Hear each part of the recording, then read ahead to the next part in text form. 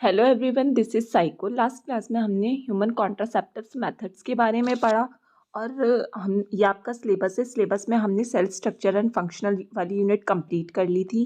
ठीक है, उसके बाद हमने रिप्रोडक्टिव वाली यूनिट कंप्लीट कर ली जिसमें हमने सिर्फ ह्यूमन रिप्रोडक्टिव वाला पोर्शन कवर किया है।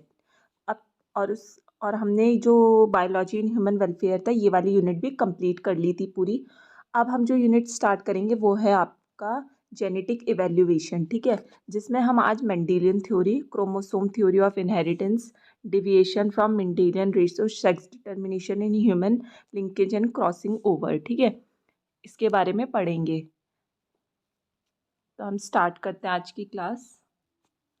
तो आज की यूनिट है जेनेटिक एंड इवैल्यूएशन, जिसको हम आनुवांशिक तथा विकास भी बोलते हैं। इस यूनिट के अंदर हम 3 मेन टॉपिक पढ़ेंगे, जिसका नाम है principle of inheritance and variation, second है मॉलिक्यूलर बेस ऑफ इनहेरिटेंस और थर्ड है इवैल्यूएशन। ठीक है, अब जो फर्स्ट है theory of inheritance and variation, ये पढ़ते हैं, जिसको हम हिंदी में वंशागति तथा विविधता का सिद्धांत भी बोलते हैं। ठीक है, सबसे पहले हम जेनेटिक की बात करें तो जिसके अंदर हम क्या है हेरिडिटी या फिर वेरिएशन के बारे में पढ़ेंगे। मतलब कि जो वंशागति हो गई या जो भी विविधता प्रेजेंट है उसके बारे में पढ़ेंगे, उसको हम आनुवांशिकी या फिर जेनेटिक बोलेंगे।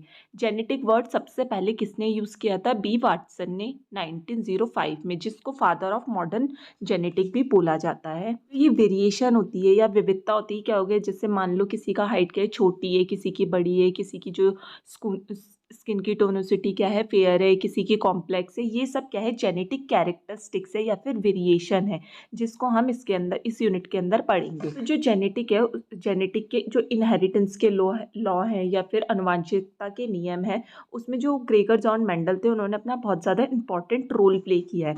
तो सबसे पहले हम पढ़ेंगे मेंडल लॉ ऑफ इनहेरिटेंस।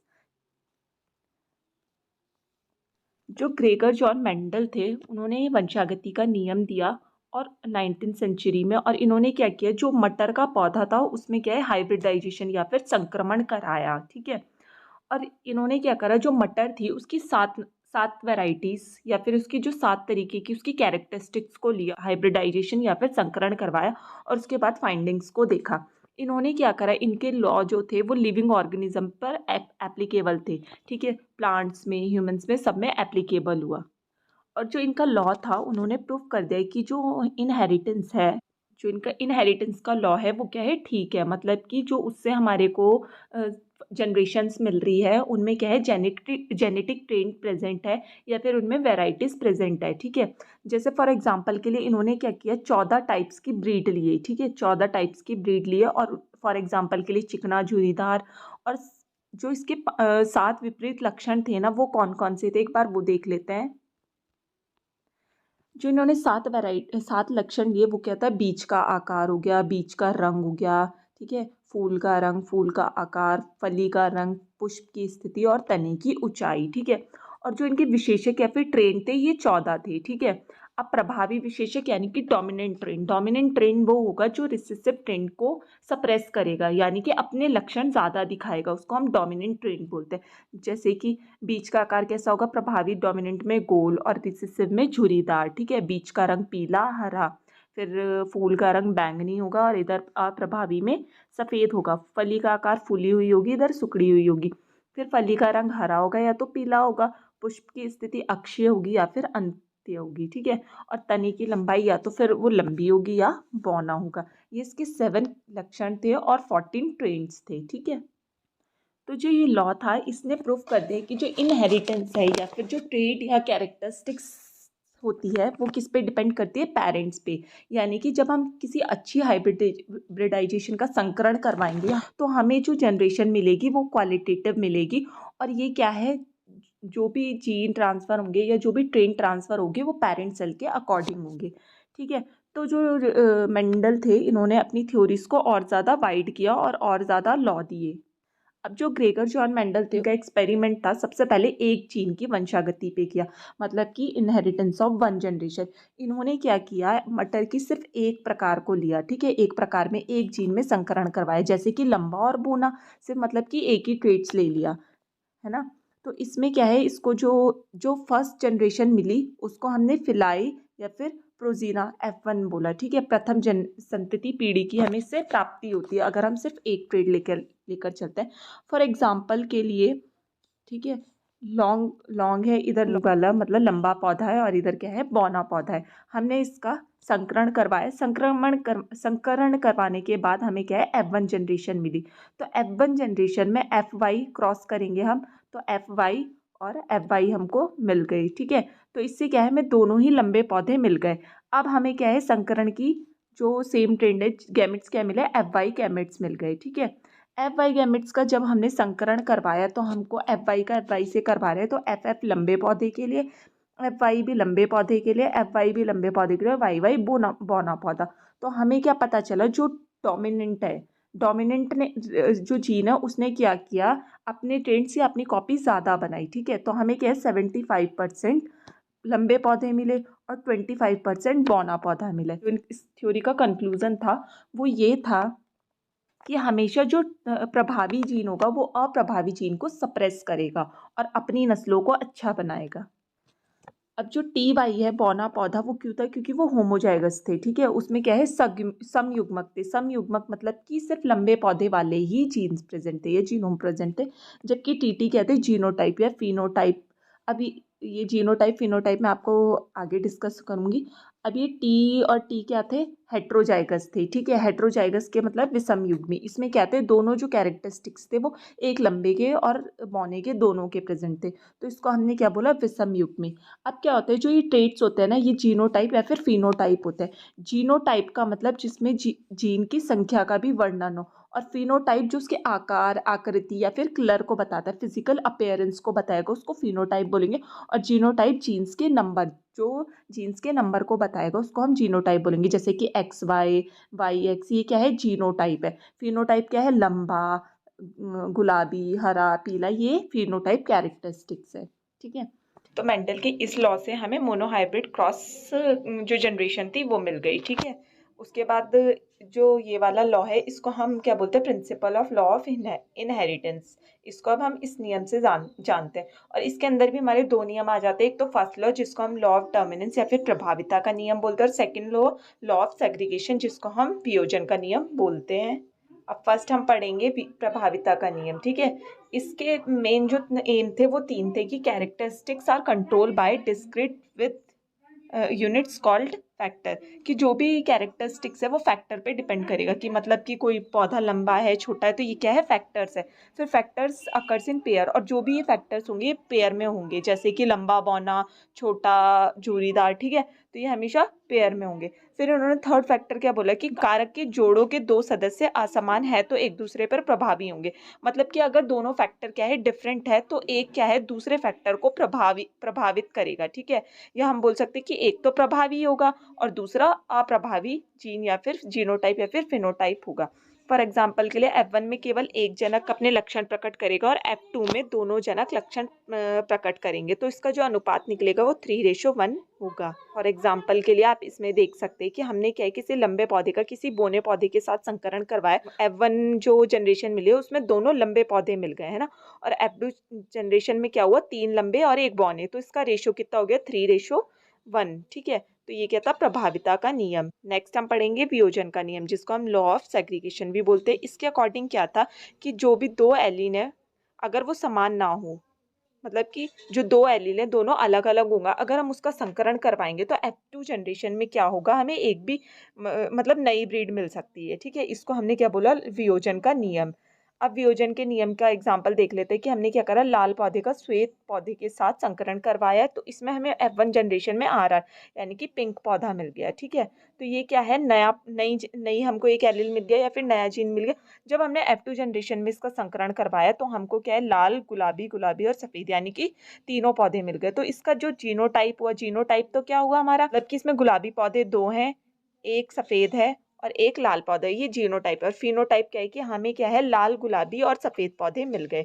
तो ये क्या था, वियोजन का नियम, कि इसमें क्या है, हमें नया एक मतलब जो पौधे की कैरेक्टरिस्टिक्स है नहीं है वो भी हमें मिल रहा है, ठीक है। मतलब कि हमने क्या करा, लाल और सफेद पौधे से क्या है, पिंक पौधा बनाया, तो इसको हमने वियोजन का नियम बोला। फिर नेक्स्ट आ जाता है अपूर्ण प्रभाविता का नियम। अपूर्ण प्रभाविता का मतलब क्या है, इनकम्प्लीट डोमिनेंस। इसमें क्या है, जो प्रभावी जीन होगा वो कंप्लीटली प्रभावित नहीं करेगा, जो अप्रभावी जीन होंगे उन कंप्लीटली डोमिनेट नहीं करेगा। फॉर एग्जांपल के लिए इसका रेशियो क्या आ जाएगा, 1:2:1। ठीक है। अपूर्ण प्रभाविता में भी यही वाला लॉ फॉलो होता है, जैसे हमने क्या है लाल और व्हाइट पौधे का संकरण करवाया और पिंक पौधा मिला। अपूर्ण प्रभाविता में भी सेम यही होता है। ठीक है। इसमें इसमें हम सिर्फ जो एलील देखते हैं वो हम इसके जीनोटाइप पे जाते हैं। जीनोटाइप में दिख रहा है ना कि प्रभावी 3 है और एक ही अप्रभावी है सिर्फ। ठीक है। समान एलील है उसके, क्योंकि ना ये एलील समान है, मतलब कि हमने इसमें सिर्फ जीनोटाइप को देखा है, फिनोटाइप को नहीं देखा है। तो इसको हमने क्या बोला, इनकम्प्लीट डोमिनेंस या फिर अपूर्ण प्रभाविता। अब नेक्स्ट पढ़ेंगे हम दो जीनों की वंशागति या फिर इनहेरिटेंस ऑफ टू जीन्स। इसमें क्या है, जब भी हम दो जीन को एक साथ, मतलब कि किसी पौधे के दो कैरेक्टरिस्टिक्स का एक साथ संकरण करवाते हैं तो हमें क्या देखने को मिलेगा। ठीक है। तो हमने क्या किया, एक राउंड ग्रीन कलर का पौधा और दूसरा व्रिंकल येलो कलर का पौधा ले लिया। हमने उनको जीन्स, जो फिनोटाइप जीन्स थे, उनको RR YY small r capital Y से डिनोट किया। फिर जब हमने इनका संकरण करवाया तो हमको जो गैमेट्स मिले वो क्या मिला, capital R capital Y small r small y। फिर इनका संकरण करवा के F1 जनरेशन मिल गई हमें, और F1 जनरेशन में हमको क्या है, एक राउंड और येलो पौधा मिला। फिर हमने इनका आपस में संकरण करवाया तो हमें F2 जनरेशन कुछ इस तरह से देखने को मिलेगी। ठीक है। तो इसका जो फिनोटाइप होगा, इसमें आप देख सकते हो कि राउंड एंड येलो, ठीक है, राउंड एंड ग्रीन कलर के पौधे मिलेंगे, व्रिंकल एंड येलो पौधे मिलेंगे, व्रिंकल और ग्रीन पौधे मिलेंगे। तो इसका जीनोटाइप क्या होगा, जो राउंड एंड येलो पौधे हैं वो 9 होंगे, राउंड एंड ग्रीन पौधे 3 होंगे, व्रिंकल एंड येलो पौधे 3 होंगे, और व्रिंकल और ग्रीन पौधा 1 होगा। तो इसका जो जीनोटाइप हो गया 9:3:3:1 हो गया। ठीक है। और फिनोटाइप आपको ऊपर दिख रहा है। तो ये क्या था, जब हम दो कैरेक्टरिस्टिक्स के साथ संकरण कराएंगे तो कुछ इस तरह से आपको वंशागति देखने को मिल सकती है या मिली। आप ये डायग्राम में भी देख सकते हैं कि जनक पीढ़ी क्या है, गोल और पीली है और झुरीदार हरी है। हमने इसका संकरण करवाया, युग्मनज हमें क्या मिल गए, ये आपको युग्मनज मिल गए। फिर हमने क्या है, इनका मतलब दोबारे से संकरण करवाया है, स्वपरागण करवाया। तो उसके बाद जो हमें F2 जनरेशन मिली है, ये आप देख सकते हैं इसमें F2 जनरेशन। ठीक है। F2 जनरेशन में आपको डायग्राम में क्लियर हो रहा है कि कौन सा क्या है, लाल और पीला है, कौन सा झुरीदार और हरा है। और जो इसका रेशो आपको फिनोटाइप अनुपात देखने को मिल रहा है वो क्या है, गोल पीले, गोल हरे, झुरीदार पीले, झुरीदार हरे। और इसका जीनोटाइप 9:3। जीनोटाइप हमेशा जीन को व्यक्त करेगा। ठीक है। तो इसका रेशो आ गया 9:3:3:1। विल डिस्कस द वंशागति का क्रोमोसोम सिद्धांत, जिसको हम क्रोमोसोमल थ्योरी ऑफ इनहेरिटेंस भी बोलते हैं। ये 1990s में डेब्रिस ने, कॉरेंस ने और वॉन शेरमार्क ने दी थी। इन्होंने क्या किया, जो मेंडल के इनहेरिटेंस का लॉ था या फिर उसके कैरेक्टरिस्टिक्स, उसको रीडिस्कवर किया या फिर उसके लॉ को मॉडिफाइड किया। इन्होंने जब इस लॉ को मॉडिफाइड किया उस टाइम पे क्या था, माइक्रोस्कोप, सेल डिवीजन, ये सब भी डिस्कवर हो गया था। इसलिए इन्होंने क्या करा, जो इनहेरिटेंस वाला लॉ था उसकी डीप स्टडी की। उसके बाद वॉल्टर सक्शन एंड थियोडोर ने क्या किया कि जो क्रोमोसोम्स है वो क्या है, मेंडल लॉ के पैरेलल है। मतलब कि जो जो जो कैरेक्टरिस्टिक्स क्रोमोसोम्स व्यक्त करते हैं वही कैरेक्टरिस्टिक्स क्या है, जीन्स भी शो करेंगे। जीन्स और क्रोमोसोम्स में इन्होंने क्या है, कंपैरिजन दिया। और इन्होंने क्या बोला कि जब भी सेल डिवीजन होता है तो सेल डिवीजन में या तो समसूत्रण होगा या फिर अर्धसूत्रण होगा। और इन्होंने क्या करा, क्रोमोसोम्स और सेल के कंपैरिजन को दिखाया। इन्होंने बोला कि जो क्रोमोसोम्स होते हैं वो भी हमेशा पेयर में प्रेजेंट होते हैं, और जो जीन्स होते हैं वो भी हमेशा क्या है, पेयर्स में प्रेजेंट होंगे। और इन्होंने बोला कि सेग्रीगेशन के टाइम पे क्या होता है, जब भी दो जीन सेग्रीगेट होता है उस टाइम पे गैमेट फॉर्मेशन होता है। ठीक है। और गैमेट फॉर्मेशन होने के बाद केवल एक ही जीन क्या है, दूसरे के साथ पेयर बनाएगा और गैमेट को फॉर्म करेगा, या फिर बोल सकते हैं जो नई जनरेशन है उसको बनाएगा। वैसी जीन्स में भी सेम होता था। फॉर एग्जाम्पल के लिए जब अर्धसूत्रण होता है तो 2 सेल डिवाइड होकर 4 सेल बनाती है, और उसके बाद 4 से क्या है, 2 डॉटर सेल बन जाती है, जिसको हम जर्म सेल बोलते हैं। ठीक है। यही सेम प्रोसेस क्रोमोसोम्स में होगी और सेम प्रोसेस जीन में होगी। तो क्या है, इनहेरिटेंस थ्योरी के बाद इस थ्योरी को नाम दे दिया गया वंशागति का क्रोमोसोम सिद्धांत या फिर क्रोमोसोमल थ्योरी ऑफ इनहेरिटेंस।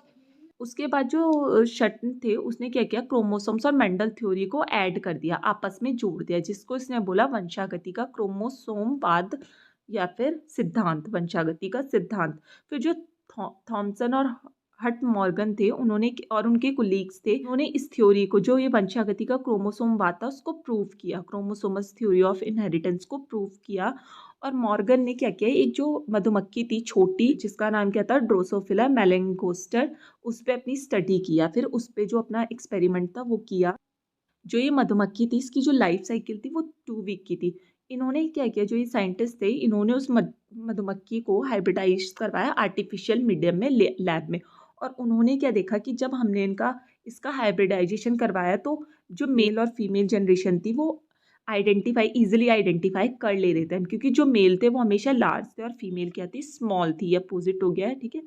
जो मेल थी, जो मेल हाइब्रिड थी वो क्या था, लार्ज थी, और जो फीमेल बी थी वो क्या थी, स्मॉल थी। तो इससे क्या है, उनके कैरेक्टरिस्टिक्स या फिर क्रोमोसोम से जेनेटिक ट्रेट का पता चल रहा था कि वो लंबी है, मोटी है, छोटी है, ये सब पता चल रहा था, ठीक है। तो ये क्या था, वंशागति का क्रोमोसोमवाद, ठीक है, जिसको हम क्रोमोसोमल थ्योरी ऑफ इनहेरिटेंस भी बोलते हैं।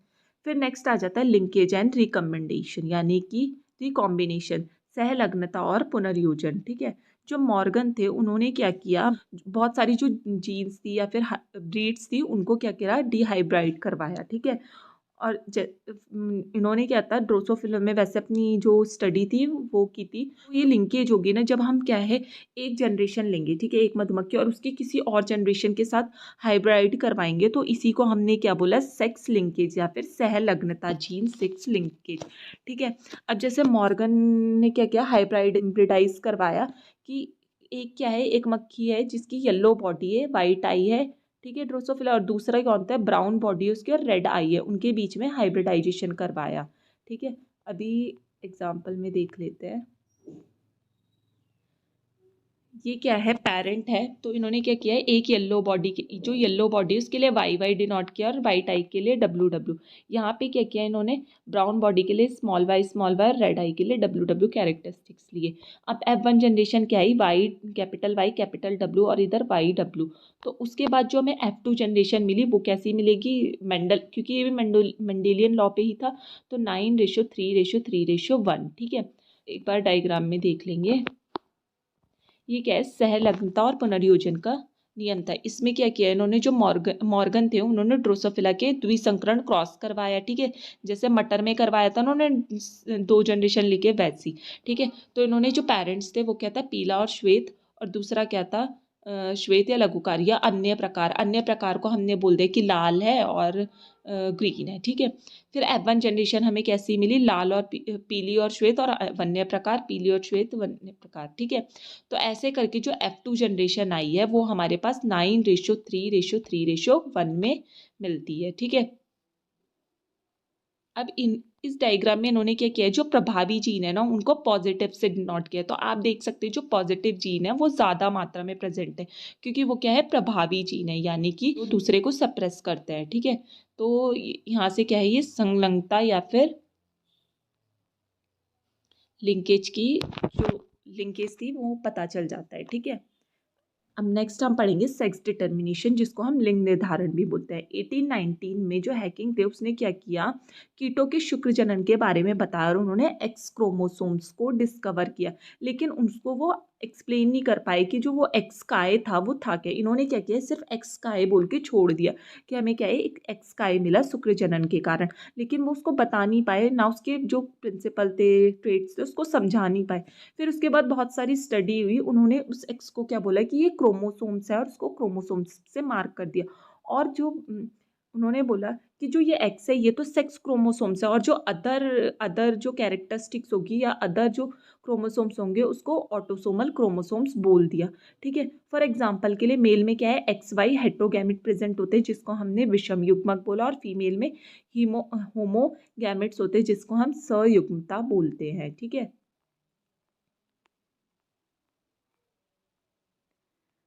अब यहाँ पे हम देख लेते हैं कि सेक्स डिटर्मिनेशन इन ह्यूमन की, ह्यूमन में सेक्स डिटर्मिनेशन कैसे होता है। अब जो ह्यूमन्स होते हैं उसमें 2 allele X and Y present होते हैं और 23 पेयर ऑफ क्रोमोसोम्स होते हैं। अब जो 22 क्रोमोसोम्स होते हैं वो मेल में और फीमेल में दोनों में सेम प्रेजेंट होते हैं, 22, ठीक है। सिर्फ एक क्रोमोसोम्स क्या होता है, मेल में डिफरेंट होता है, जिसे हम वाई क्रोमोसोम्स भी बोल सकते हैं। अब जो टोटल स्पर्म काउंट होते हैं उसका 50% मेल में एक्स क्रोमोसोम्स होता है, 50% में वाई क्रोमोसोम्स, यानी कि जो मेल और फीमेल बेबी होने के चांस क्या है, 50-50% डिपेंड है मेल पर, ठीक है। जो फीमेल होती है उसमें एक्स एक्स क्रोमोसोम्स रहता है, तो जो मेल का स्पर्म काउंट या फिर मेल का जो क्रोमोसोम्स फीमेल के क्रोमोसोम्स के साथ के साथ पेयर अप करेगा तो उसके बाद मेल ही डिसाइड, मतलब मेल के क्रोमोसोम से ही डिसाइड होगा कि जो बेबी है वो गर्ल है या फिर बॉय है। ठीक है, फॉर एग्जाम्पल के लिए हमने क्या है, जो हनी बी है उसका सेक्स डिटर्मिनेशन किया। जो हनी बी होती है उसमें फीमेल में 32 क्रोमोसोम्स और मेल में 16 क्रोमोसोम्स होते हैं। अब जब अर्धसूत्रण करेंगे तो 16-16 में, और यहाँ पे क्या है समसूत्रण हो रहा है 16 क्रोमोसोम। तो जो F1 जनरेशन आ रही है मेल और फीमेल, यानी कि मेल में 16 क्रोमोसोम्स बचते हैं और मेल में क्या, फीमेल में क्या है 32 क्रोमोसोम्स आपको देखने को मिल गए। तो यहाँ से पता चल गया कि मेल में क्या है सिर्फ 16 ही क्रोमोसोम्स प्रेजेंट होंगे और फीमेल में 32 क्रोमोसोम्स प्रेजेंट होंगे। ठीक है, फिर नेक्स्ट आ जाता है म्यूटेशन, जिसको हम उत्परिवर्तन भी बोलते हैं। म्यूटेशन क्या है, एक ऐसी प्रोसेस है जिसमें हम जो डीएनए होती है या क्रोमोसोम्स होते हैं उसके सीक्वेंस में चेंज कर देते हैं, या तो हम बोल सकते हैं alteration of the chain of DNA sequence and consequence result in the change in genotype और द फिनोटाइप ऑफ क्रोमोसोम। अब जब ये डीएनए का सीक्वेंस चेंज होगा, ये कम भी हो सकता है और ज़्यादा भी हो सकता है। ठीक है, हम बोल सकते हैं कि या तो हम डीएनए के एक पेयर को डिलीट कर रहे हैं या फिर उसमें कोई इंसर्ट कर रहे हैं या फिर दूसरा डीएनए डाल रहे हैं। ठीक है, तो जिसके कारण जो क्रोमोसोम्स है उसमें भी ऑल्ट्रेशन आ रही है, उसमें क्या है कुछ भी कमी आ जाती है। ठीक है, अब जो ये क्रोमोसोम्स जो हम चेंज करते हैं या जो क्रोमोसोम्स में अल्ट्रेशन होती है वो जीनोटाइप भी होते हैं, मतलब कि उसके नंबर में भी कमी आ सकती है और उसके कारण उसके फिनोटाइप में भी आपको कमियां देखने को मिलेगी। ठीक है, फॉर एग्जाम्पल के लिए जो अगर जीन म्यूटेशन होता है तो उसके कारण जब डीएनए की सिंगल बेस पेयर चेंज होता है तो उसके कारण सिकल सेल एनीमिया आपको देखने को मिलता है। जो ये म्यूटेशन होता है ये 2 टाइप्स का होगा। ठीक है, अब क्या है, जब भी हम सेक्सुअल कैरेक्टरिस्टिक्स को ट्रेट करते हैं तो उसकी कुछ पेडिग्री होती है। ठीक है, और पेडिग्री को हम एनालाइज कैसे करते हैं, जब भी ऐसा आपको बॉक्स दिखाई देगा तो उसका मतलब क्या है मेल है।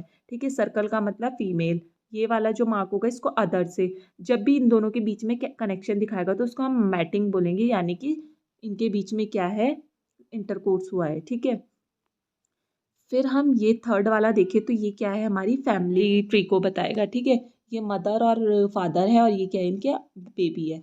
उसके बाद फिर सेवेंथ में क्या है मदर और बेबी, और ये क्या है इनका डिजीज वाला चाइल्ड है। और इसमें जब भी सर्कल पे क्रॉस होगा तो इसका मतलब क्या है फीमेल डेथ है, और अगर ये वाले पे क्रॉस होगा तो मेल डेथ है। इसका लास्ट टॉपिक है आनुवांशिक विकार। ठीक है, जिसको हम इनहेरिटेंस डिसऑर्डर भी बोलते हैं। ठीक है, ये 2 प्रकार के होते हैं, एक तो मेंडेलियन डिसऑर्डर और दूसरा होता है क्रोमोसोमल डिसऑर्डर।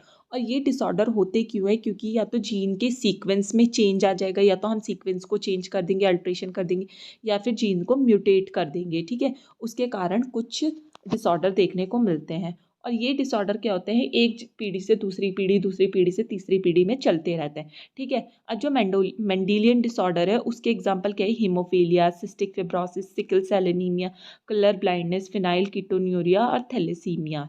ठीक है, अब इन सिंड्रोम्स को हम एक एक करके डिस्कस करेंगे। ये चार्ट में क्या है कुछ मानव के आनुवांशिक व्यवधान या फिर बोल सकते हैं कि जेनेटिक डिसऑर्डर्स हैं ह्यूमंस के। पहला मैंने बताया आपको डाउन सिंड्रोम, जो क्या है एक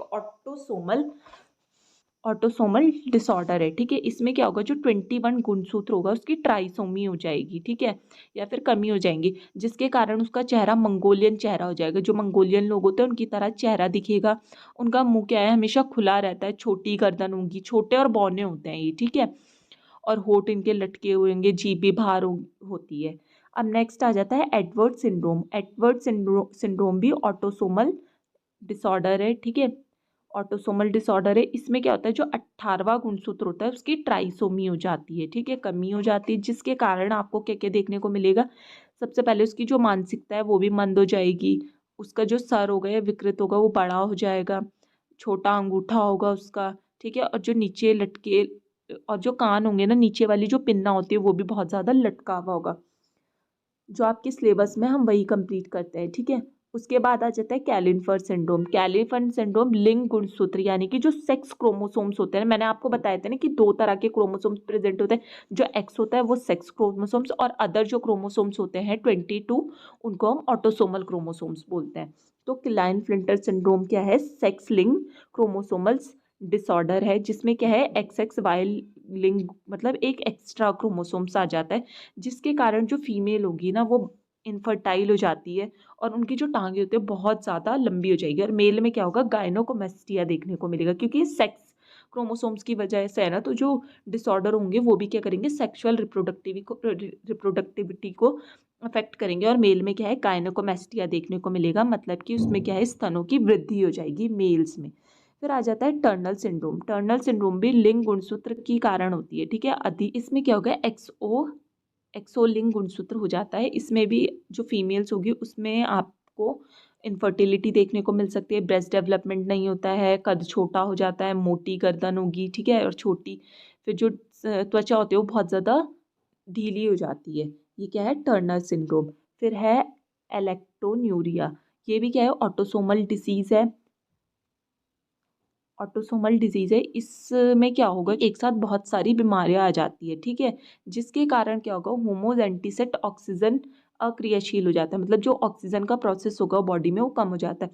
और इसमें आपको क्या क्या लक्षण देखने को मिलेंगे, जैसे ही जो यूरिन होगी ना वो हवा के संपर्क में आएगी, या मतलब जैसे ही हम यूरिनेट करेंगे और हवा के वो क्या है, काली पड़ जाती है, क्योंकि जो ऑक्सीजन है वो कम हो जाता है बॉडी में, और जो अकार्बनिक पदार्थ है वो हमारी बॉडी में ज़्यादा हो जाता है। फिर आ जाता है फिनाइल कीटोन्यूरिया, जिसको हम PKU भी बोलते हैं। ये किडनी का एक डिसऑर्डर होता है वैसे, ठीक है। इसमें क्या होगा, ऑटोसोमल जीन परिवर्तन हो जाएगा, ठीक है। और इसमें क्या है, जो फिनाइल एलानिन हाइड्रोक्सिलेज एंजाइम है उसकी कमी हो जाती है, जिसके कारण मानसिक अस्वस्थता देखने को मिलेगी। साथ में जो यूरिन होगा उसमें कीटोन बॉडी बढ़ जाती है, नाम से ही पता चल रहा है ना, फिनाइल कीटोन्यूरियन। यूरिया मतलब यूरिन, यूरिन में जो कीटोन बॉडीज है उनका अमाउंट बढ़ जाएगा, ठीक है। फिर आती है रंजकहीनता, जिसको हम एल्बिसेंस भी बोलते हैं। इसमें क्या है, ऑटोसोमल जीन उत्परिवर्तन हो जाएगा इसमें भी, और जो टायरोसिन एंजाइम होता है उसकी कमी हो जाएगी, जिसके कारण त्वचा, पुतली, ये सब क्या है, गहरे हरे रंग की हो जाती है। मैंने आपको बताए थे कि जो ये जेनेटिक डिसऑर्डर होते हैं या विकार होते हैं वो दो तरह के होते हैं। पहला है मेंडेलियन विकार और दूसरा है गुणसूत्री विकार, ठीक है। अगर मेंडेलियन विकार की बात करें तो इसमें क्या है, एकल जीन में रूपांतरण या फिर उत्परिवर्तन होता है, ठीक है। और इसके एग्जाम्पल है haemophilia, cystic fibrosis, sickle cell anaemia, वर्णांधता जिसको कलर ब्लाइंडनेस भी बोलते हैं, फेनाइलकीटोन्यूरिया और थैलेसीमिया, ठीक है। सबसे पहले हम कुछ टर्म्स को डिस्कस करेंगे और उसके बाद हम इन डिजीज़ या डिसऑर्डर को डिटेल। तो पहले आ जाता है एक न्यूनसूत्रता, जिसको हम मोनोसोमी भी बोलते हैं। मोनोसोमी का मतलब क्या है, एक क्रोमोसोम्स की कमी हो जाना, ठीक है। तो इसको हम किससे डिनोट करते हैं, 2n-1 से। इसमें क्या होगा, एक गुणसूत्र की कमी हो जाएगी, जिसको हम मोनोसोमी बोलेंगे, ठीक है। और इसका एग्जाम्पल क्या है, टर्नर सिंड्रोम। फिर दूसरा आ जाता है नलीसोमी, जिसमें काय गुणसूत्र की संख्या में एक जोड़े समजात गुणसूत्रों का होना, ठीक है। समजात का मतलब जो क्रोमोसोम्स के पेयर बनेंगे वो 2 पेयर बनेंगे, यानी कि इसको हम डिनोट करेंगे 2n-2 से। फिर आ जाता है ट्राइसोमी। ट्राइसोमी में क्या होगा, एक गुणसूत्र की अधिकता हो जाएगी, ठीक है, इसको 2n+1 से करेंगे। फिर आ जाएगा टेट्रोसोमी। इसमें क्या होगा, दो समजात गुणसूत्रों की अधिकता पाई जाएगी अतिरिक्त, ठीक है, इसको हम 2n+2 से प्रदर्शित करते हैं। कभी कभी क्या होगा, जो ये गुणसूत्र होते हैं इनके एक पूरा सेट प्रेजेंट होता है, अधिक मतलब ज़्यादा प्रेजेंट होगा, जिसको हम पॉलीप्लॉइड या फिर बहुगुणता भी बोलते हैं। अब हम क्या है, डिजीज को डिस्कस कर लेते हैं। पहले हीमोफीलिया। हीमोफीलिया क्या है, एक ब्लड डिसऑर्डर है जिसमें एंटी हीमोफिलिक फैक्टर होता है, फैक्टर 8, जिसको हम, ठीक है, हमारे जो ब्लड क्लॉटिंग फैक्टर होता है ना, 12 ब्लड क्लॉटिंग फैक्टर्स होते हैं, ठीक है, उसमें जो 8 नंबर का होता है उसको हम बोलते हैं एंटी हीमोफिलिक फैक्टर। इसकी कमी हो जाती है, जिसके कारण क्या है, किसी भी पर्सन को अगर कोई भी चोट लगेगी तो जो रक्त है वो रुकता नहीं, क्योंकि इसमें क्या है, रक्त का थक्का नहीं बनता है या बहुत देर से बनता है, और थोड़ी सी भी चोट लगने पर लगातार ब्लीडिंग होती रहेगी और जो व्यक्ति है उसकी डेथ हो जाएगी या फिर मृत्यु हो जाएगी। और इसका कोई इलाज नहीं होता, इसमें केवल ब्लड का ट्रांसफ्यूज़न किया जाता है। 15 दिन में कभी महीने में ब्लड का ट्रांसफ्यूज़न करना पड़ता है, ठीक है। हीमोफीलिया को हम ब्लीडिंग रोग भी बोलते हैं, क्योंकि ये क्या है, एक ब्लीडिंग डिसऑर्डर है और एक्स लिंक इनहेरिटेंस है, ठीक है, एक्स लिंक का डिसऑर्डर है। हीमोफीलिया 2 टाइप्स के होते हैं, एक तो हीमोफीलिया ए जिसको हम अल्फा हीमोफीलिया भी बोलते हैं, और हीमोफीलिया बी जिसको हम बीटा हीमोफीलिया भी बोलते हैं, ठीक है। अब जो हीमोफीलिया ए होगा उसमें क्या है, एंटी हीमोफिलिक ग्लोबुलिन की कमी हो जाएगी, जबकि जो हीमोफीलिया बी है इसमें थ्रोम्बोप्लास्टिन क्लॉटिंग फैक्टर होता है, उसकी कमी हो जाएगी। अब नेक्स्ट डिस्कस करेंगे हम sickle cell anaemia. Sickle cell जो अनीमिया है वो ऑटोसोमल रिसेसिव डिसऑर्डर है, ठीक है, या फिर अलिंग गुणसूत्र का प्रभावी लक्षण वाला डिसऑर्डर है, जिसमें क्या है, जो क्रोमोसोम्स होते हैं रिसेसिव करते हैं, ठीक है, जिसको हम ऑटोसोमल रिसेसिव डिसऑर्डर भी बोलेंगे। सिकल सेल एनीमिया में क्या होगा, जो आरबीसी होगी या फिर जो ब्लड सेल्स होगी, उनका जो शेप होगा वो दरांती की तरह हो जाएगा, ठीक है, सिकल शेप का हो जाता है। अब आप डायग्राम में देख सकते हैं कि जो हीमोग्लोबिन ए है वैसे क्या है, साइटोसिन थाइमिन के साथ और ग्वानिन एडेनिन के साथ बॉन्ड बनाता है, ठीक है। इसमें क्या होगा, जो साइटोसिन है वो एडेनिन के साथ और ग्वानिन टी के साथ पेयर बना रहा है, और इसमें क्या है, जो पॉलीपेप्टाइड बॉन्ड बन रहे हैं तो उसका जो सीक्वेंस है, इसमें वैलिनिन हिस्टिन, और इसमें क्या है, वैलिन हिस्टिडिन, और जो चेन है वो चेंज हो रही है, ठीक है। जो एचपीएस पेप्टाइड है वो किसके कारण चेंज हो रहा है, ग्वानिन यूरेसिल, ठीक है। यानी कि जो जो तीनों जीनोटाइप हो गए उसमें क्या है, सिर्फ एचबीएस समयुग्मी प्रदर्शित करेंगे, ठीक है, अलग अलग नहीं होगा, जिसके कारण क्या है, सिकल सेल जो ब्लड सेल्स होता है या आरबीसी होते हैं उसका शेप कैसा हो जाता है, सिकल सेप हो जाता है, ठीक है। और जिस जिस भी पर्सन को सिकल सेल एनीमिया आता है उसका क्या है, उसको हाइपॉक्सिया का एक सिम्टम्स देखने को मिलता है, ठीक है, हाइपॉक्सिया। हाइपॉक्सिया का मतलब जो शरीर है उसमें या फिर ब्लड है उसमें ऑक्सीजन की कमी हो जाती है और उसको सांस लेने में दिक्कत होने लगती है, ठीक है। नेक्स्ट पढ़ेंगे हम फिनाइल कीटोन्यूरिया। ये क्या है, फिनाइल कीटोन्यूरिया क्या है, एक यूरिनरी डिसऑर्डर भी होता है, जिसमें क्या है, किसी व्यक्ति में फिनाइल एलिनिन अम्ल को टायरोसिन, जब फिनाइल एलिनिन अम्ल होता है वो टायरोसिन में कन्वर्ट होता है तो उसको क्या है, एक एंजाइम की नीड होती है, लेकिन इसमें क्या है, उस एंजाइम की कमी हो जाती है, जिसके कारण जो फिनाइल एलिनिन है वो एक बहुत ज़्यादा मात्रा में बॉडी में इकट्ठा हो जाता है, और जो फिनाइल पायरुवेक अम्ल है और अन्य जो उसके व्युत्पन्न होते हैं उनमें बदल जाता है, ठीक है। इससे क्या है, जो भी पर्सन इससे सफ़र करेगा उसको मेंटल अनस्टेबिलिटी होगी या फिर मानसिक दुर्बलता देखने को मिलेगी, और जो किडनी है उसकी जो अवशोषण क्षमता होगी, मतलब वेस्ट को कलेक्ट करने की क्षमता होगी, वो भी कम हो जाएगी, ठीक है। फिर नेक्स्ट है क्रोमोसोमल्स डिसऑर्डर, ठीक है। क्रोमोसोमल्स डिसऑर्डर में कौन कौन से, ट्राइसोमी, टर्नल सिंड्रोम, ये सब क्रोमोसोमल डिसऑर्डर या फिर क्रोमोसोम विकार के अंदर आते हैं।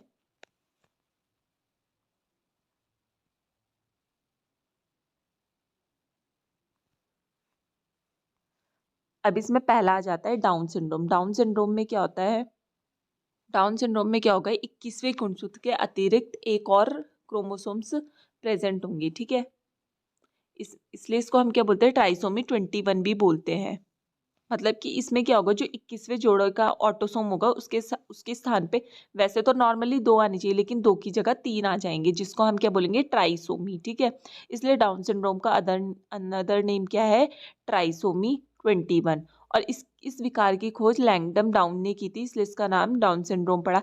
इसमें क्या होगी, जिस भी बच्चे को क्या है डाउन सिंड्रोम होगा उसका जो माथा है वो बहुत ज़्यादा चौड़ा होगा, गर्दन बहुत ज़्यादा छोटी होगी, हाथ चपटे होते हैं, ठीक है, और हथेली पर क्या है, कुछ लाइनें बनी होती है, ठीक है, मतलब जो लाइनें होती है वो बहुत ज़्यादा मात्रा में प्रेजेंट होगी। मुंह उसका हमेशा खुला रहता है, आँख तिरछी होगी, जो जीभ होती है वो बहुत ज़्यादा मोटी होती है, और जो उनकी सोचने और समझने की क्षमता होती है वो भी कम होती है।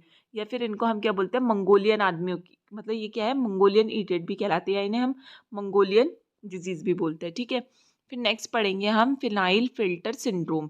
इसमें क्या है, इसमें जो एक्स क्रोमोसोम्स होता है इसकी एक्स्ट्रा कॉपी प्रेजेंट होती है, या फिर बोल सकते हैं अतिरिक्त प्रतिलिपि प्रेजेंट होंगी, जिसके कारण केंद्रक में 47 गुणसूत्र यानी कि XXY हो जाएंगे, ठीक है। नॉर्मली क्या होता है, XY होता है, इसमें क्या होगा, XXY प्रेजेंट रहेंगे, जिससे 44 तो ऑटोसोम हो गए, 3 क्या होंगे, लिंग गुणसूत्र प्रेजेंट हो जाएंगे, ठीक है। 40 तो ऑटोसोमल हो गए, और लिंग गुणसूत्र वैसे 2 प्रेजेंट होते हैं, तो इसमें क्या है, 3 लिंग गुणसूत्र प्रेजेंट होंगे। अब जो ये वाले व्यक्ति होंगे, ये क्या है, कद के छोटे होंगे, इनका जो मस्तिष्क होगा वो कमज़ोर होगा, तो इनकी सोचने समझने की क्षमता भी कम हो जाएगी, शरीर पर बाल बहुत ज़्यादा कम होंगे, और जिनके स्तन होते हैं वो भी बहुत ज़्यादा कम होंगे। और जो फीमेल होती है ना, फीमेल इसकी स्पेशली जो फीमेल होगी वो स्टाइल होगी। स्टाइल का मतलब क्या है कि वो क्या है, कंसीव नहीं कर पाएगी। और जो मेल्स होंगे ना, मेल्स में गायनेकोमेस्टिया देखने को मिल जाता है, मतलब कि ब्रेस्ट होते हैं उनकी जगह क्या है, ब्रेस्ट का डेवलपमेंट हो जाता है। फिर नेक्स्ट आ जाता है टर्नल सिंड्रोम। टर्नल सिंड्रोम को हम टर्नल सिंड्रोम या फिर इसको हम 45 गुणसूत्र डिजीज भी बोलते हैं, ठीक है। इसमें क्या होगा, एक्स गुणसूत्र का अभाव हो जाता है, ठीक है। और इसमें क्या है, एक्स जो लिंग गुणसूत्र होता है उसकी कमी होने के कारण जो फीमेल है उसमें क्या है, स्टेरिलिटी देखने को मिलती है या फिर बाध्यता। इसमें जो फीमेल के एग होते हैं वो परिवर्धित ही नहीं हो पाती, या फिर बोल सकते हैं उनका विकास बहुत कम होता है, जिसके कारण आगे जो कंसीविंग की प्रोसेस है वो नहीं हो पाती है। तो ये कहते हैं जेनेटिक डिसऑर्डर, जिसमें हमने मेंडेलियन डिसऑर्डर और ऑटोसोमल या सेक्सुअल डिसऑर्डर, सेक्स लिंक के डिसऑर्डर पढ़े। और इसके साथ क्या है, आपका ये वाला टॉपिक खत्म हो जाता है। Thank you class.